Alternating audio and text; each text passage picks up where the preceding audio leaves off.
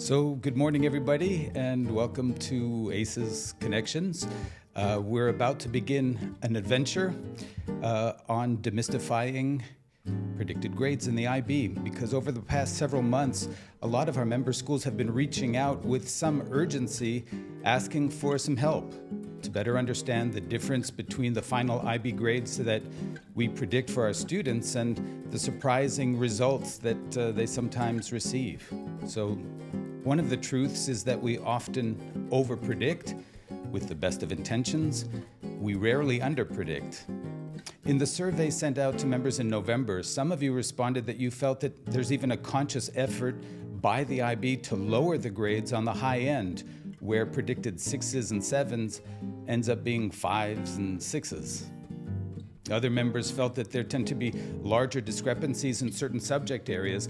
At my own IB Continuum school here in Ostrava, we were scratching our heads a bit over our own high-level chemistry and art results this year.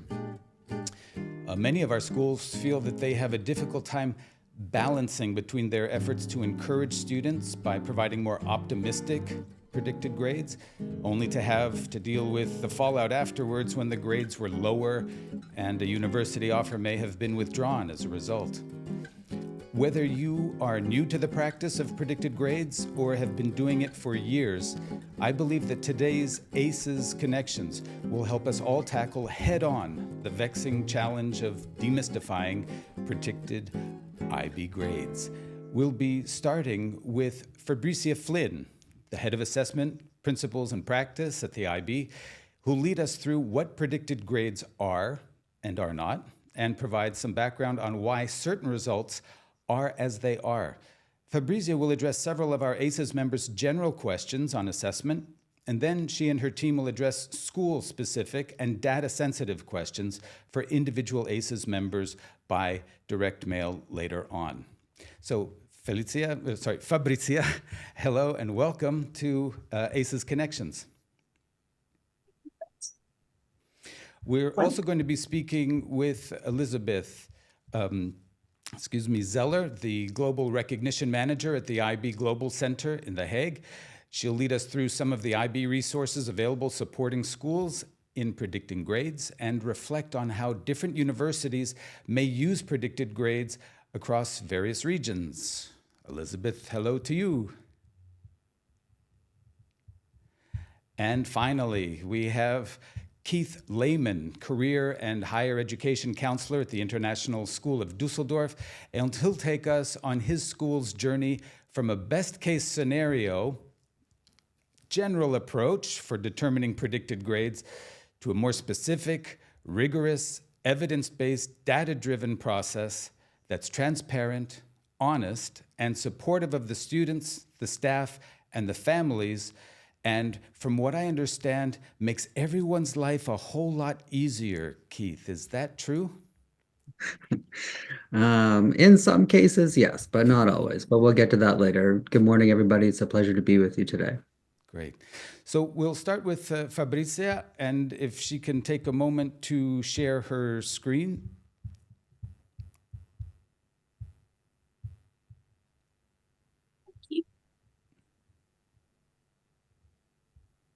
You can let me know when you can see it. Should be popping up in just a minute. Okay, I think we're good to go. Yes, can everybody see that okay? Perfect. So welcome to this session. As Brett has mentioned, we're going to aim to demystify the predicted grade process for you all. In terms of approach, the first thing that I'm going to do is to talk about IB predicted grades and their roles. So I'll unpack the multiple uses of predicted grades, the discrete and distinct function of IB predicted grades. And just to remind everybody, they are the ones that will be sent by schools to the IB only.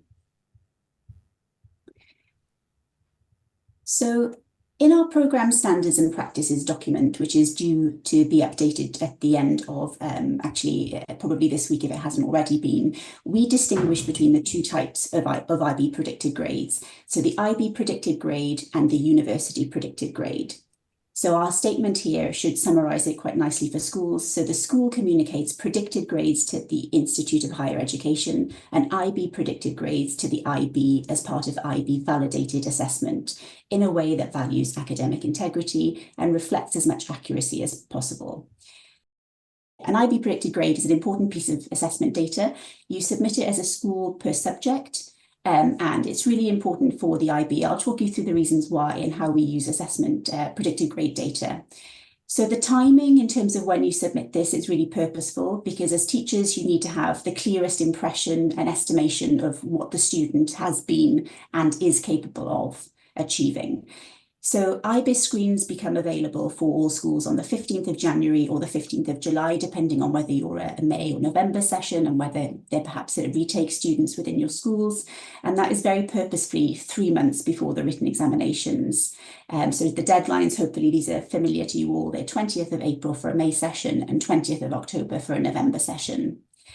We ask for predicted grades for any subject that includes an external assessment. So, for example, it is required for the extended essay because that is a fully external piece of work, but it's not required for something like the career-related programme reflective project because that is internal assessment, which is a different task, and the information we need from you with IA is in your role as a marker and not as a grade predictor.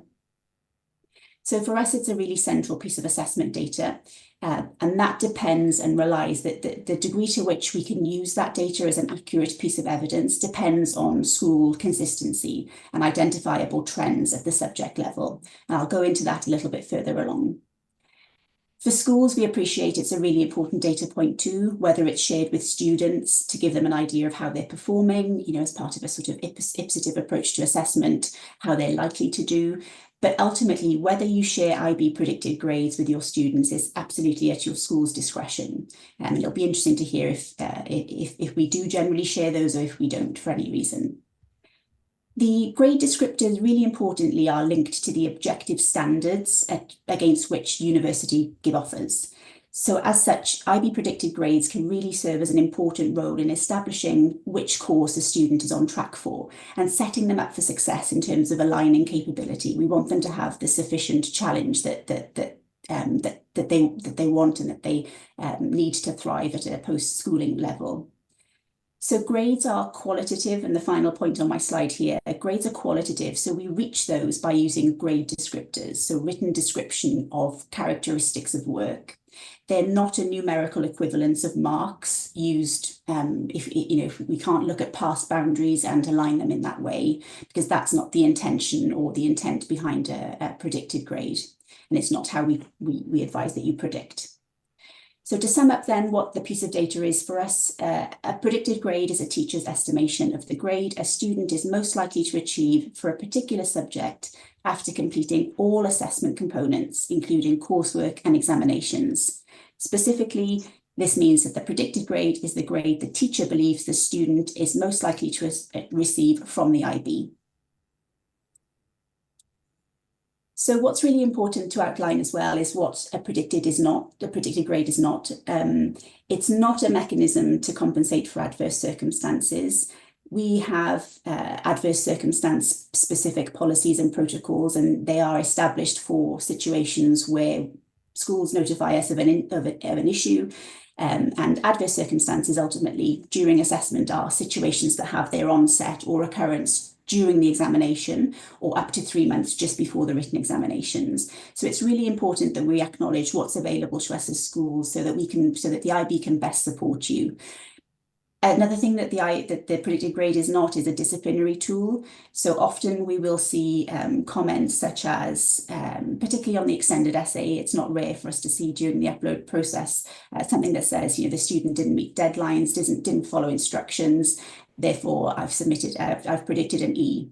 So it's really important that, if the work, provided the work is authentic, that the predicted grade is still an accurate reflection of what's been submitted. Of course, we appreciate that it's not good practice for a student to be missing deadlines, but we would encourage you to think of your own internal mechanisms to address that and to ensure that we don't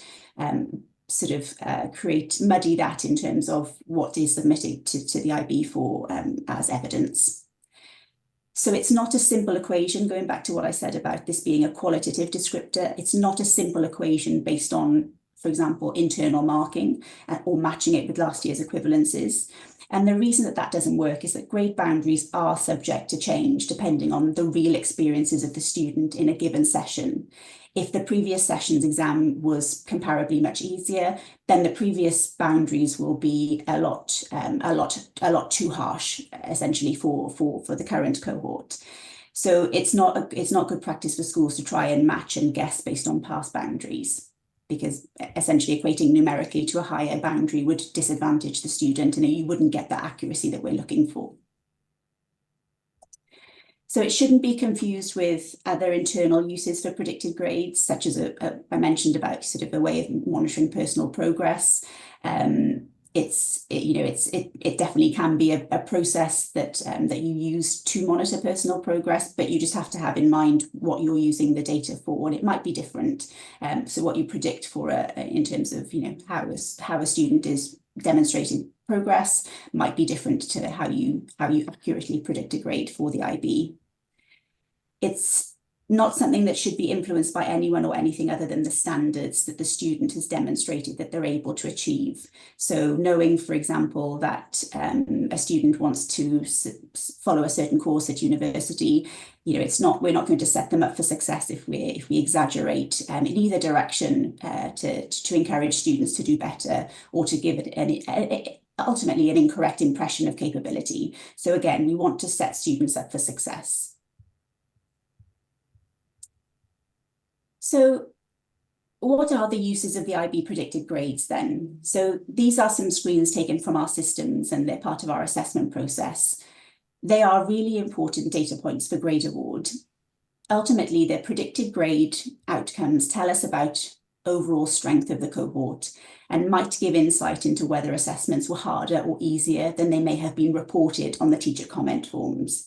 So, for example, in small entry subjects where we don't have that good response rate from teacher comment forms, we might be able to see through performance aligned with predicted grades that something was comparatively harder or easier.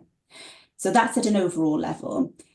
In the top left here, the table that you're seeing, it's an image that a subject manager, so somebody who is responsible for collating and proposing a set of grade boundaries. So in this image, the subject manager has proposed their boundaries after conducting grade award, and prior to seeking approval for the grade boundaries, we'll be checking what the predicted versus the actual outcomes look like.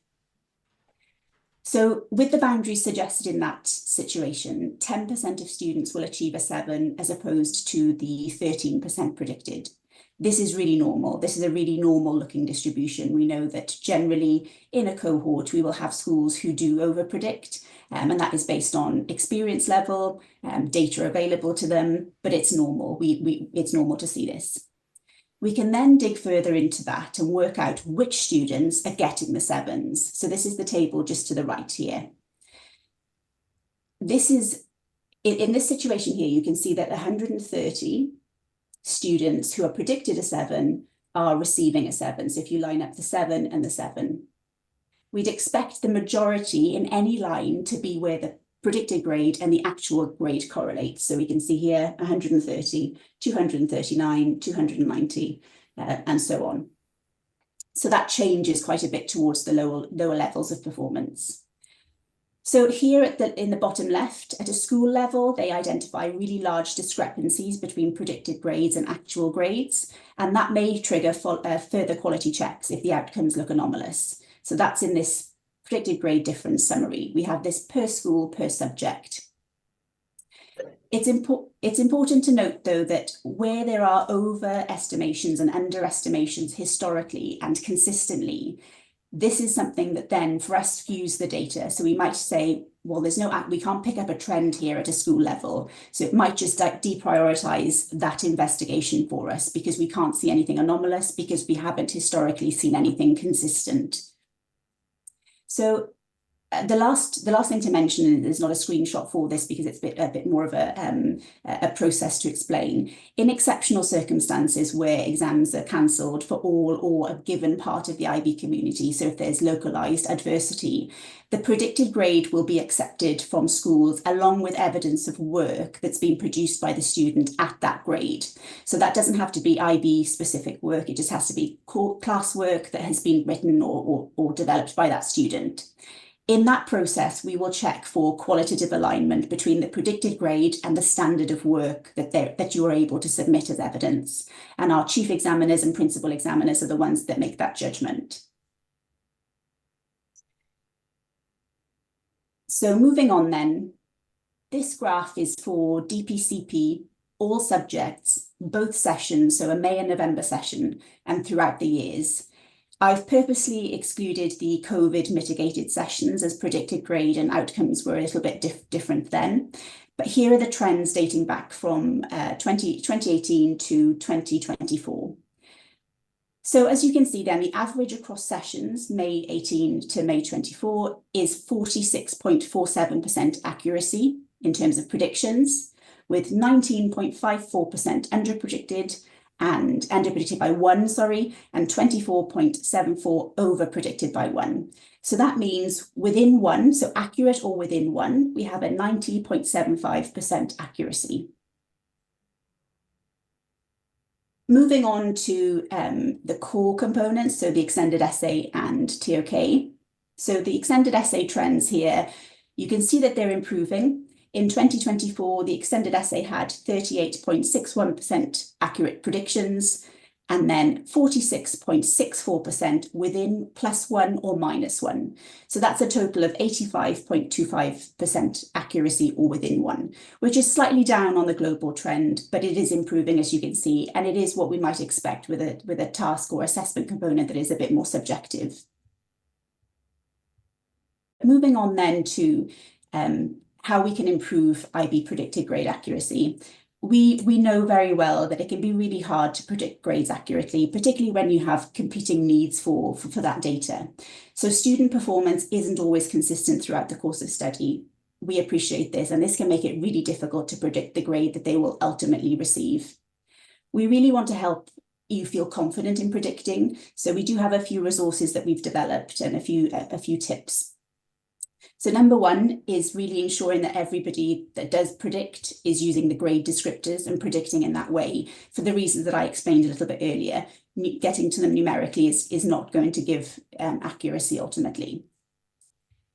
Secondly, the predictions should be based on the grades of the whole body of the student's work, so ensuring you're using multiple pieces of evidence, classwork, homework, mocks, coursework. It needs to take into account the varied assessment tasks that they've proven they can complete and the level at which they can complete them. Student progression happens, and that should be a consideration. So this is different from personal progress in a general session. So student progression must always be against the assessment standards of the subject or the component.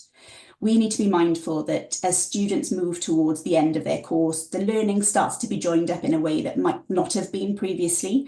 So teachers really need to use their skills and insights into taking this into account. The next point is to use data. So the data that you've generated, again, your classwork, your homework, your mocks, that qualitative data, but also the data available to you in terms of IB data, which I'll talk about in the last slide.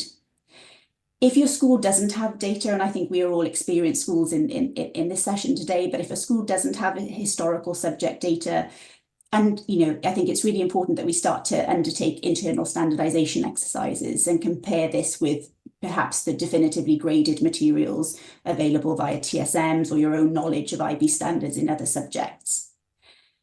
The last point to mention is that just accuracy really, really matters. And for the reasons that I've outlined, we do use predicted grade data, but we have to rely on it being accurate and it giving us an impression of a trend. Without accuracy, and that's for us and for schools as well, for the whole IB community, without accuracy, we risk unrealistic expectations and disappointment on the parts of students and families. So we really want to help you get accurate or more accurate in certain places. what is available to you all as schools. So a reminder of some of the useful resources for you all. The predicted grades document, which was new this year, is really, really helpful. And it's a custom, and if you use that alongside the customized distribution of predicted grades that's available to you via IBIS, it will help you to sort of maintain consistency in predictions. We also have the DP assessment procedures, which tells you much of what I've said today, how to arrive at predicted grades that are accurate. The predicted grade analysis tool. So this is where you can download your data from IBIS, and you have a tool, an Excel document where you can manipulate some of the data and understand what it means for your students. And finally, we have IB Insights, which is a really rich data set for you. At the moment, unfortunately, it's only available for coordinators and heads, but we appreciate that makes it a bit of an unmanageable task for those colleagues. So we are looking at expanding access to other roles within schools. So hopefully that gives you a bit of a snapshot as to how we use the IB predicted grades in assessment, and how you can perhaps take some of the resources and the tips to your school communities and make sure that everybody is doing this consistently, because we see excellent practice. And it's not to say that, as I mentioned, the accuracy and within one, which is very normal, is really high across DPCP, and even in extended essay and TOK, which is a little bit more subjective. But thank you. I'm going to hand over to Liz and Keith now, but I'm sure we'll take questions at the end if that's okay, Brett. Yeah, that's fine. Thank you very much for the introduction. Elizabeth, you have some thoughts about how universities consider this adventure of predicted grades, and how they can also react to some of the discrepancies that pop up. Thanks, Brett. So before we move on to talking a little bit about how universities use this, I wanted to also mention a few other resources available for individuals in your schools who may need to get a little bit more professional development in either the fields of counseling or other of our predicted grades modules that have this content. There is a free resource online. It's a free nano professional development resource on predicting grades, which we are currently completely redoing and looking at the content there. You can look at what's currently on there. It's for free and on the website, but check back towards the beginning of next academic school year, where we will be sharing the new resource that's being done by some other university career counselors and schools that we are partnering with. And there's also, I will always want to remind that Cat 1, Cat 2, and Cat 3 workshops that involve counseling. Cat 3 is the one that is supporting IB students into university admissions, and that also contains content on predicting grades. So if in your schools, individuals that are in this particular field would need some more of that preparation, these would be some of the workshops that would be available to them. We're looking then at the role of predicted grades by country. So just take a moment to look at this. This is the data of the destinations that we have sent the most transcripts to. I believe this is only for May 2024. Sending transcripts to does not mean the student is enrolling at that institution or in that country, but they have applied and indicated that they wanted the transcripts to be sent on them.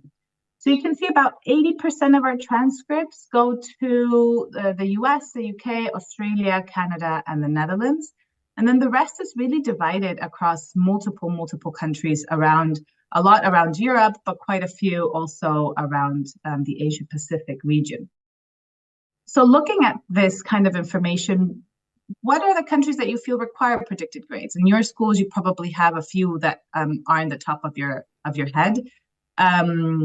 And some countries' predicted grades might have a higher influence than in other countries. I don't have access to the chat, but certainly think about these things. Which are the countries that you feel would require that? And if you look at the data where we're sending most of our transcripts to from the IB, would these countries require it? So if we look at the UK, that I would say is the biggest country that does require predicted grades, where the influence of predicted grades is the highest, where the conditional offer is based on the predicted grade.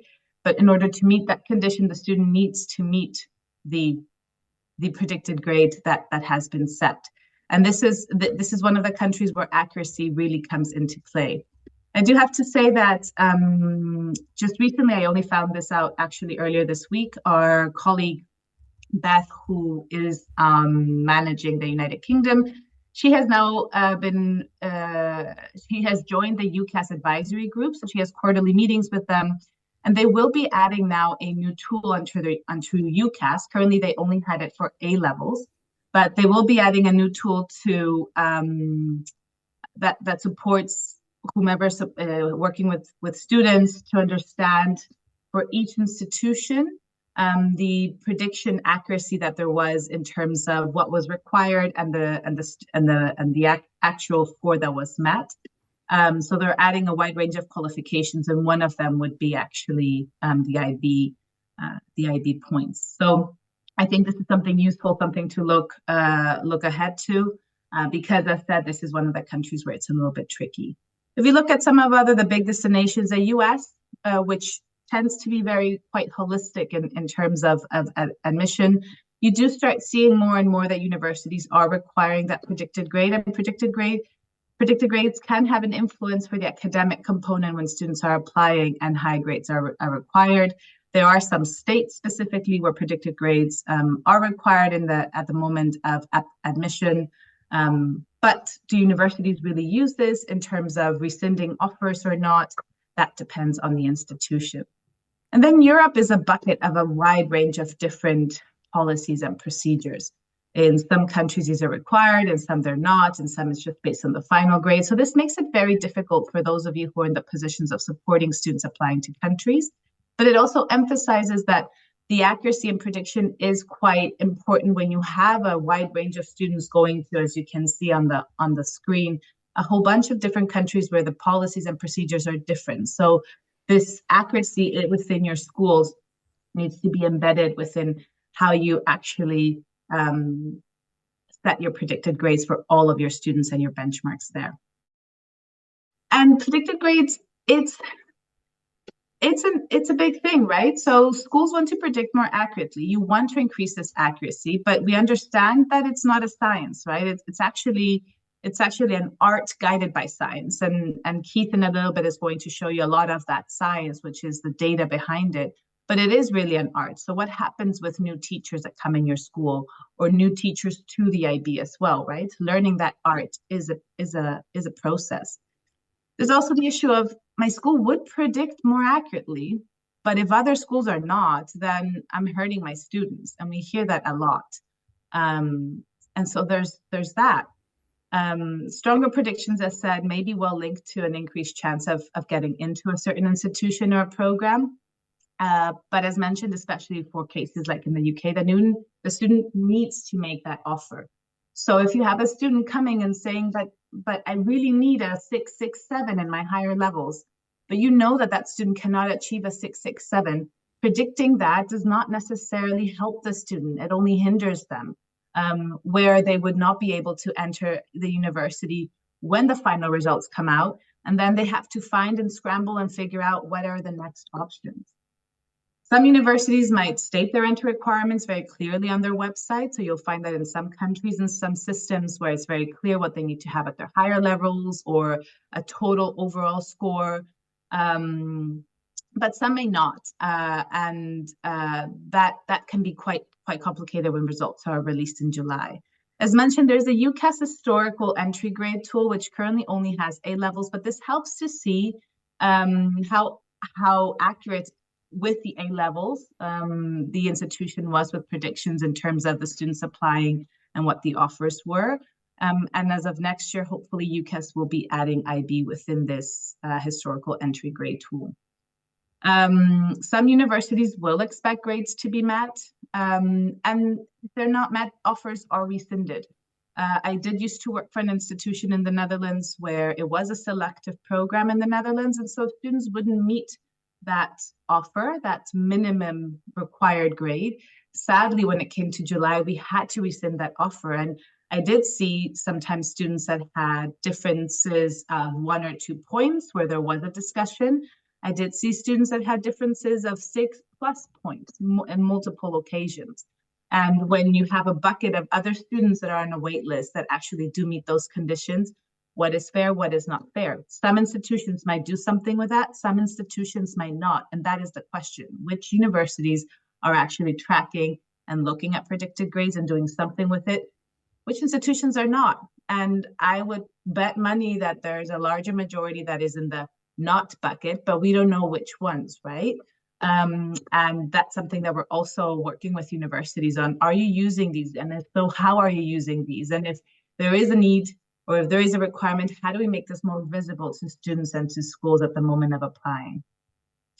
And as mentioned, as I just said, universities do remember the big gaps. And they sometimes actually just remember if it's even that one student. I do have to say many of the conversations we have with institutions when they say, oh, there was such a big discrepancy between predicted grades and final grades.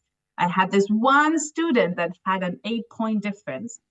And then this school is put on this list of this one student that had an 8-point difference, even though the accuracy of that school could be quite high. But with this one student, something happened. It could have been the core, it could have been new teachers, it could have been something individual of the student as well.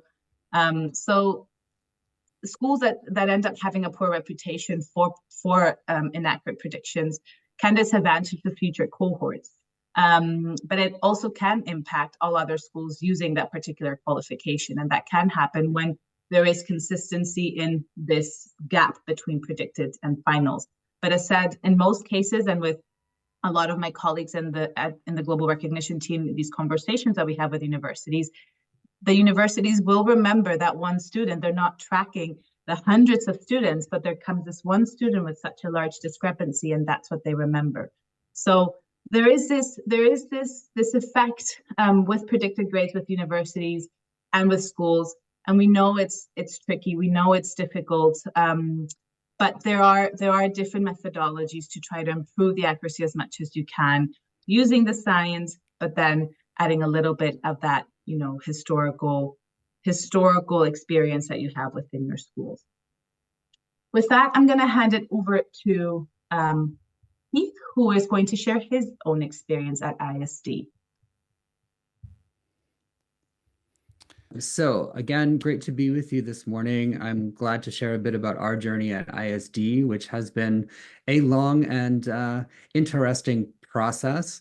We have definitely shifted from a best case scenario on a student's best day, leaning forward, giving them the benefit of the doubt. That really used to be our ethos and our process at ISD, to a much more rigorous, evidence-based, data-driven process. And in just a moment, I'm going to show you our predicted grade data from 2018 to 2020 versus our predicted grade data from 2021 to 2023, and even into 2024 in our most recent cohort, and what a difference there was. Because it used to be back before in 2015, 16, 17, 18, we knew that we were over-predicting students and over-predicting by quite a lot. And I was quite shocked when I looked at the data for those 3 years from 2018 to 2020 to discover that we were over-predicting students on average by 5 points. And that 2018 year was a big catastrophe. There were a number of students who applied to the UK and a number of students who missed their offers, didn't have places, had to go through clearing. We had lots of discussions with the admin, director, parents, families, students. It was a real crisis point, critical point in our journey. And it was at that point where we had to shift gears and say, okay, this is really, yep. Oh, this leaning forward process and best case scenario is really not serving our students well. So we did move to a more evidence-based, data-driven process, which encompasses all of those things that both Elizabeth and Fabi have been talking about today. Using data, using our historical data at ISD, using the DP statistical bulletins to inform our higher education predicted grade process. And we do reference both of those in our higher education predicted grade statement that we've developed. And when we request predicted grades from teachers, we actually include links to the DP statistical bulletins and our higher education predicted statement, so that teachers are aware and educated and on board and up to date with how we predict. So when we have new teachers coming into the school, we have a lot of education for them. When we have parents coming through and students coming through, we have a lot of education for that process. So I'm just going to stop sharing that screen for a moment. So what we have here is what we call higher education predicted grades. So just to make a distinction between the predicted grades that our faculty submit to the IBO in April, we call the predicted grades that we're using for university applications higher education predicted grades.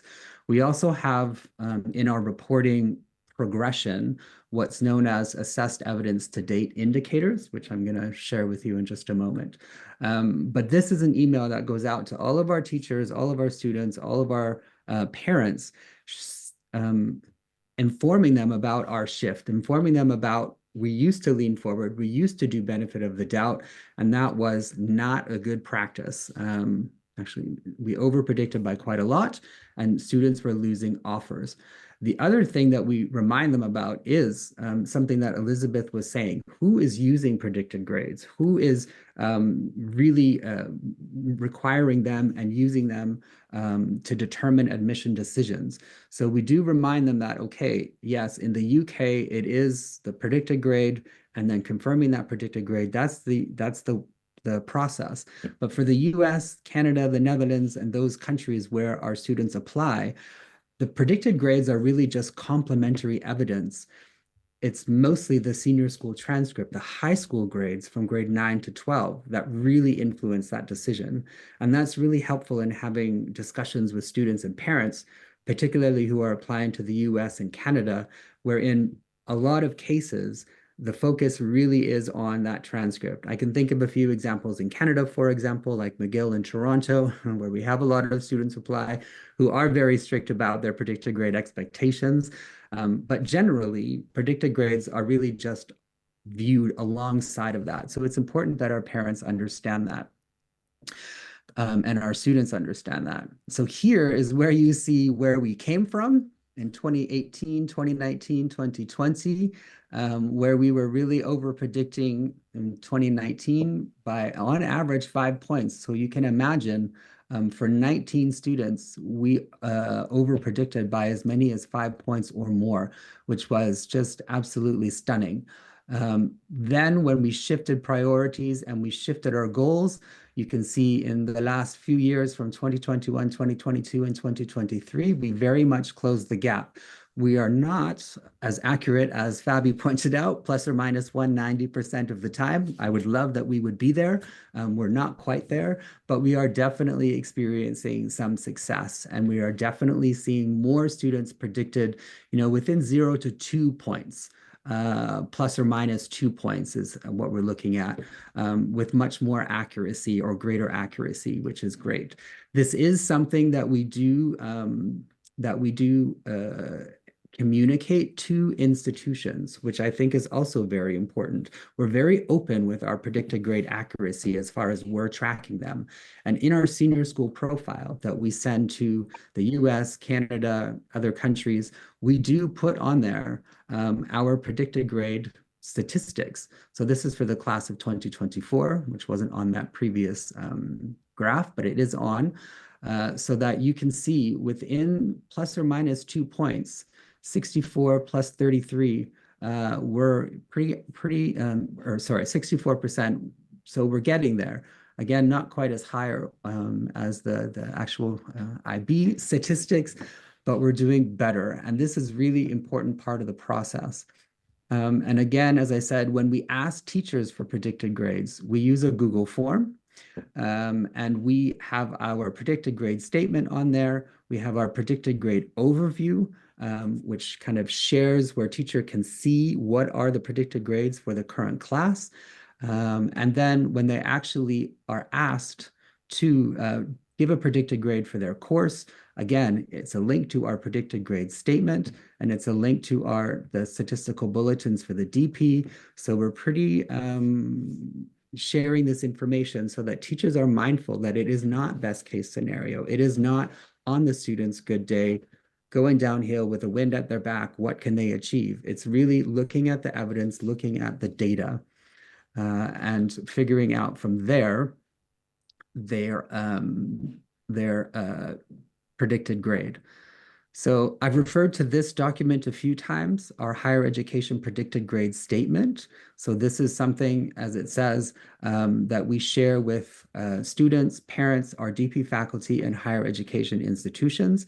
It tells them how we view predicted grades. So especially that they're not negotiable. It's professional judgment. It's data-driven, evidence-based, based on statistical data, historical data, and trying to make sure they're reliable, achievable, and fair.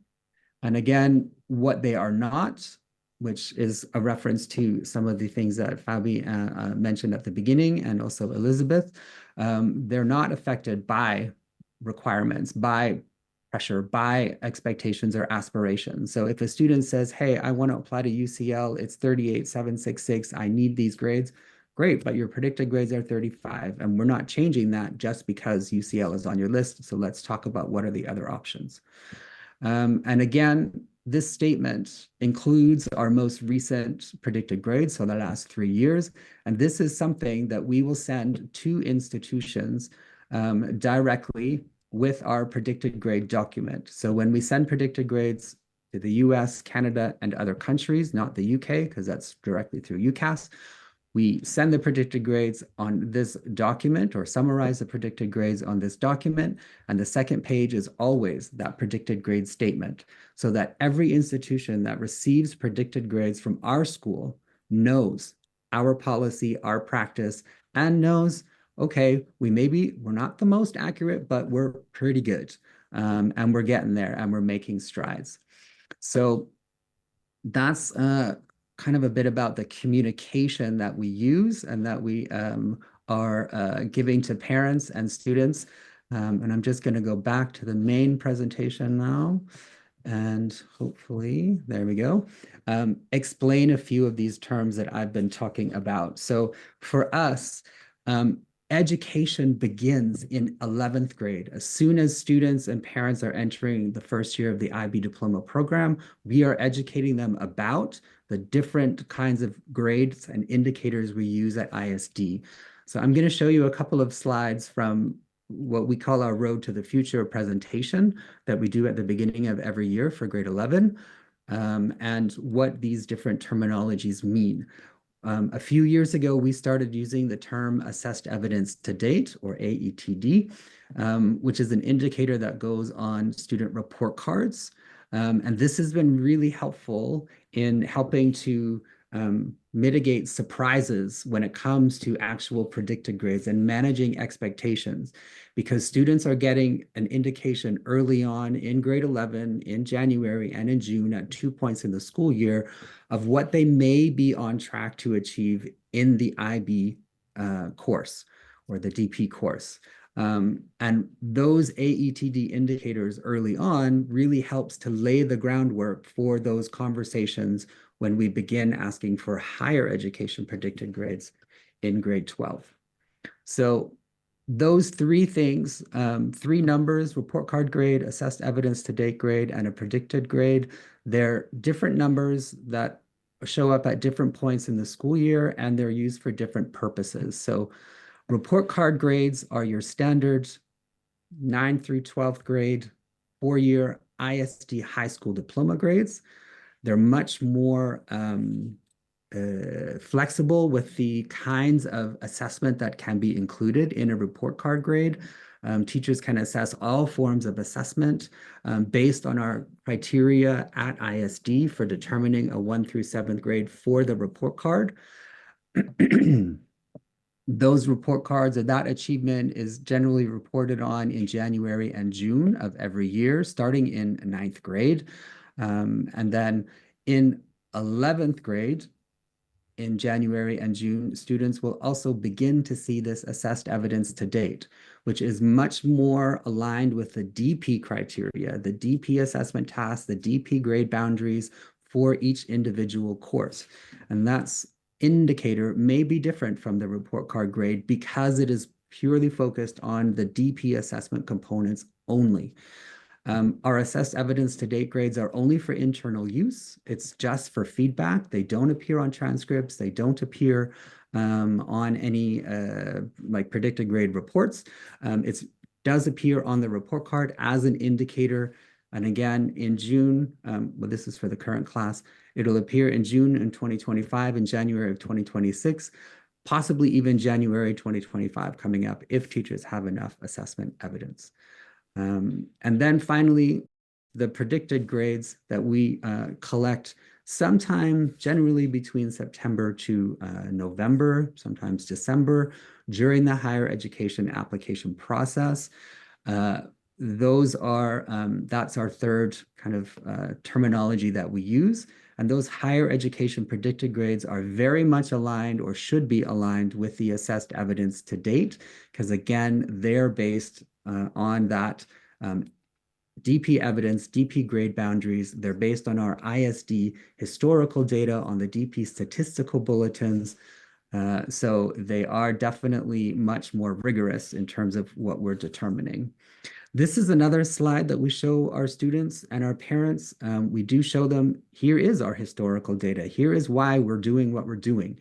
Here is the number of students who are generally able to or achieving in between 40 to 45 points, in between 36 to 39 points in terms of actual grades. And we're trying to point out to students and parents that it is really difficult to achieve those 6s and 7s, and therefore our predicted grades are also in that aligned and somewhat more conservative, because we know that, you know, we don't have 20% of our students achieving 40 to 45 points. And yet prior to 2021, we were predicting somewhere between 14, 15, 16 students to achieve as many as 40 or more points. And that just wasn't supported by the data. We also highlighted from this DP statistical bulletin, again, where students are likely to achieve in those points, highlighting, okay, removing those couple of COVID years, but then highlighting, of course, again, this is all data supported, that students are generally not achieving in those top echelon of scores. And so our predicted grades should be reflected or aligned with that.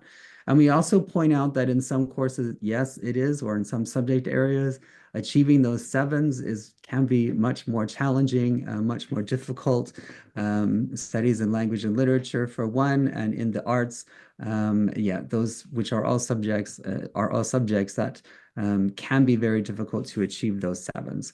So we're having those conversations early. We're discussing that with students and parents. We're showing them the data. We're giving them the evidence so that they can understand that how rigorous and how challenging this process is for students, for teachers, for parents. But what we're doing out is communicating that to them and communicating that to institutions, so everybody is on the same page. So in 12th grade, that communication process continues, again, with emails, and with emails to students and parents. We have that predicted grade statement that we focus on. What you see on the screen there is actually what starts our predicted grade, higher education predicted grade process. We actually, when a student requires predicted grades, their first step is to complete this self-prediction form. Their first step is actually to list their courses, their teacher, list their most recent June assessed evidence to date, grade or indicator, and then actually to self-predict or to give their best estimation of where they are in the course. And below that, they also have to give us some information about which institutions they're applying and those point requirements. So this is the first conversation that we have with students to say, okay, tell me about these predictions. Why do you think this is where you are? Why do you think when your teacher is going to come back with this particular predicted grade? So that's the conversation point. And then, of course, we collect predicted grades from the teacher, and then we sit down with the student and we look, okay, here's the actual outcome. So why are things so different? And I mean, or, why are things the same, actually, which is great, most. But we do use this point like, okay, if you had a June AETD of 5, how come you're predicting yourself a 7 now? And it's only September, October. What is that difference? So again, these are conversation starters that we are using in our conversations with students and parents.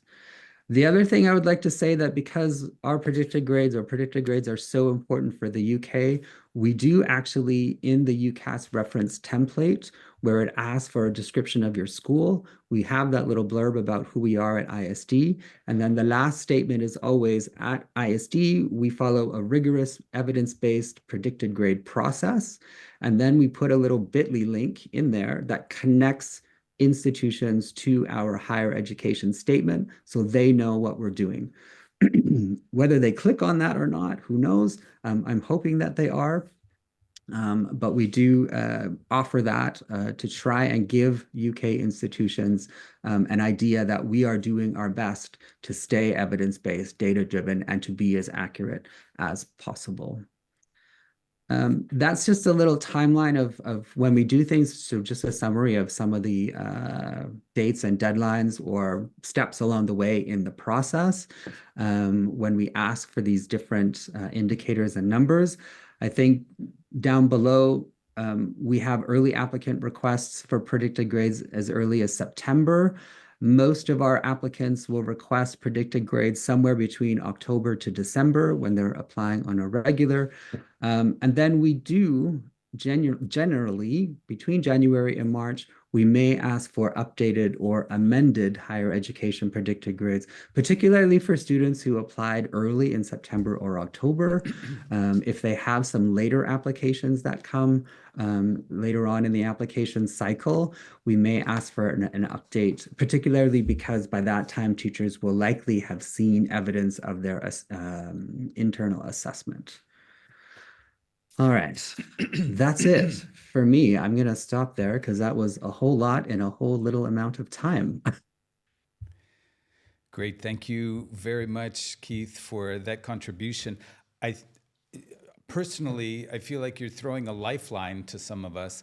Can you describe the process of actually coming up with this process? I mean, from 2018-19, when you were really looking and saying, hey, we have an issue here, to what you're doing now, I mean, that must have taken many meetings, many proposals, buy-in from leadership, staff. How did that work? It was actually inspired by, or our process was inspired by Joachim Ekstrom and Paul Toulon. I sat in on one of their predicted grade presentations just before that and listened to them talk about accuracy, empirical evidence. So it was very much inspired. I'd love to take credit for having done this all myself, but shout out to Joachim and Paul because they inspired it. Listening to them talk about that led to us refining our process. And the biggest thing about our process is that it is absolutely 100% backed by our director. It's backed by our IB diploma coordinator, and it's backed by our high school principal. So I know, and teachers know, that if there's ever any question about, is this predicted grade accurate or not? My child needs a 7. My child needs this. We know that the administration at school will have the backs of the teachers and the counselors, so that we can feel confident having those conversations and saying, hey, listen, I know you understand or you feel that this is what you need, but this is actually what the data shows, and this is what the predicted grade will be. Do you participate in discussions with staff members, let's say new ones maybe, who haven't done a whole lot of predicting, after some results come back, and have a sit down and say, there seems to be something amiss here? Or what is the process when you don't get into that narrow band that you're aiming for between the predicted and the final results? Yeah, we have a shared document that tracks all of our predicted grades for the last 5 years. I think it's up to 5 years now. So, and at the very beginning of each school year, I will summarize that data about our higher education predicted grades and present that to the staff. So present it to the whole faculty. I also present that to the department heads to talk about, okay, here's where we were in terms of accuracy. Here's the subjects where we had some real issues, off by 2 or 3 points in some cases. Here are the subjects that were most accurate. So yeah, again, we're doing a lot of education with our teachers at different points, but specifically at the beginning of the new school year, we share that data right away, and we are helping them to understand how accurate or inaccurate we might be. Just to continue on what you just said for a brief moment, it sounds like you've really opened up the discussion school-wide, and that if I'm a teacher and the results are just not what we were all hoping for, that discussion is an open discussion at the school. It's not something I have to hide behind, be afraid of, be embarrassed about. No, we are, we're very open, we're very transparent. It's essential to our process. Like we routinely, regularly talk about this process. And sometimes we get it wrong. I mean, I'll still say that there are some students who wind up being, under predicted or over predicted. But we close the gap enough that we don't have to have too many of those conversations, which is nice. Great. We are just about out of time. In fact, we're a little bit over, but I couldn't end without offering at least one of our representatives to answer some of the questions, or at least a question that was presented from our ACES membership. There were a few general questions, including, do universities assume that schools are over-optimistic in their students' predictions? Elizabeth spoke to that a little bit already. Fabricia, Elizabeth, is there anything from the list of questions that we presented that you'd like to address now? I'll just, if I add a very quick comment, and hopefully some data that I'll send to you, Brett, to share with members will help explain it further.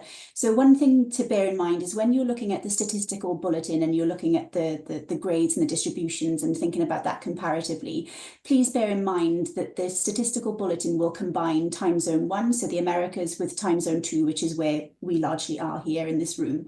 So bear in mind that we have very different cohorts, we have very different schools, very different reasons for engaging with the diploma. So I'll send some data that hopefully explains some of the trends that you're seeing. And I know that the members here have some concerns with English A in particular outcomes, but hopefully I'll give you some reassurance that when we look at it specific to your region and we look at the subset of data that is important to us in this room, hopefully it will allay some of your concerns. But there'll be a lot more information for you to look at in terms of predicted grade accuracy and what as a collective of member schools here you are good at and where you could perhaps be a little bit more accurate.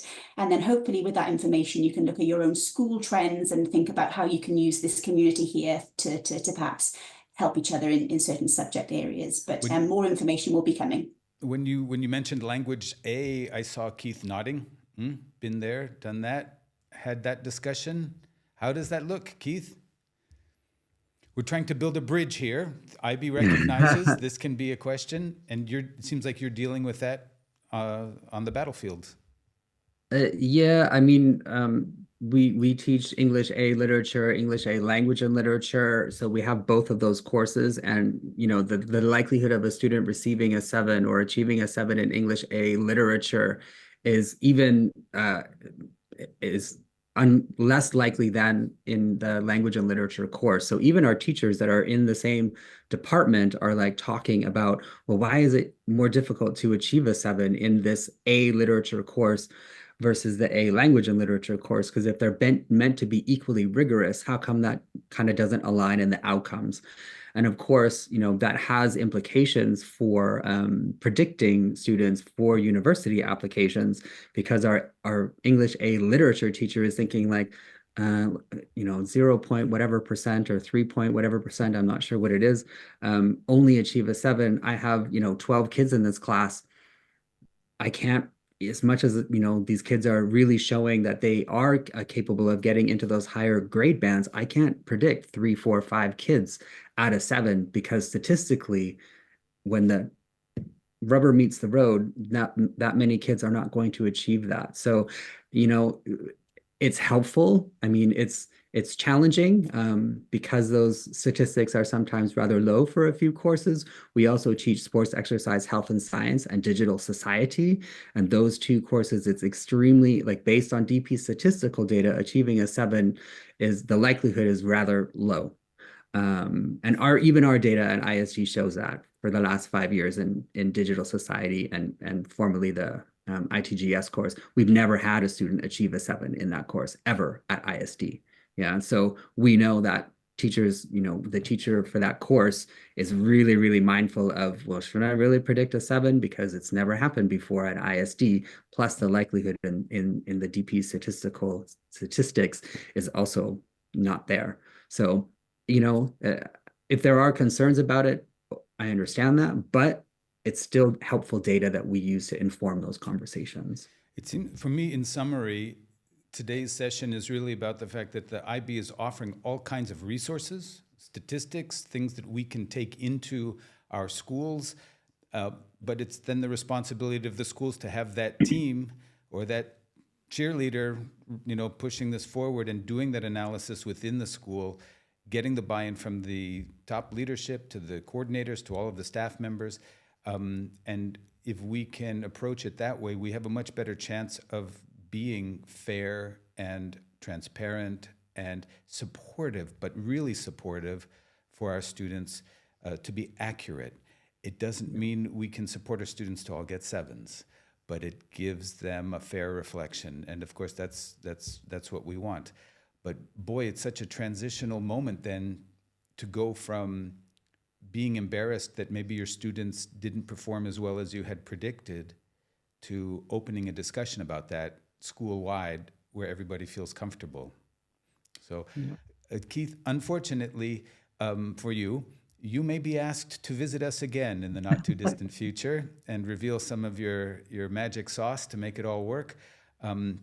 With that, we have gone over a little bit. I would like to thank everybody for participating in today's session.